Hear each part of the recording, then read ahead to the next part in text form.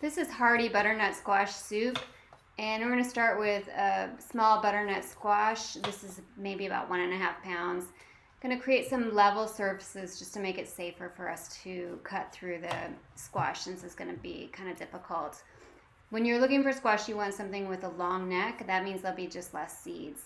This is a local squash, so it's a little bit dense and hard, and it's been sitting on my counter for a little while.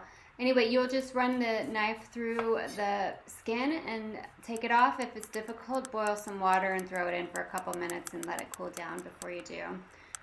Or you just buy it pre-cut from the grocery store and make this recipe. Then this recipe is like super easy. So then we just slice through the seeds, and this is a tomato corer, or it's also called a strawberry corer, but I think it's really nice with squash.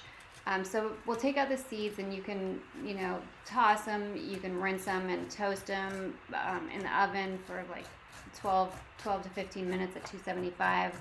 I'm going to set them aside and just carry on with the recipe. So make some bigger chunks. They don't have to be even, just slices and dices and chunks. And you're going to blend this anyway, so it doesn't really matter. So about the same size works pretty well. And then you dice up an onion any way that you know how, basically. And then we're going to move over to the stove top.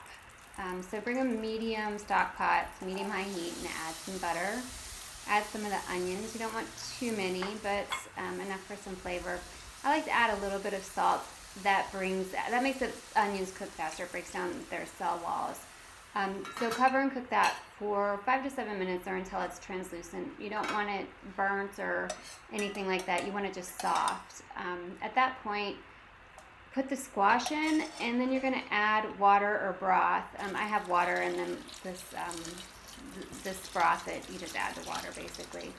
So you add it about 1 inch above the level of the squash, and it's gonna, if you're gonna err on the less side when you make this recipe, because you can always add more later. Also, I added a little bit of nutmeg, I think, in there when you weren't looking, but you can always add water later. You're going to bring this to a boil, reduce the heat, and simmer covered for about 20 minutes. Then run it through an immersion blender through it. Like you'll see when it's done at 20 minutes, it'll smash easy with a fork. You can either throw this in the blender. I'm going to do an immersion blender because it's easier. A blender will be a little bit smoother.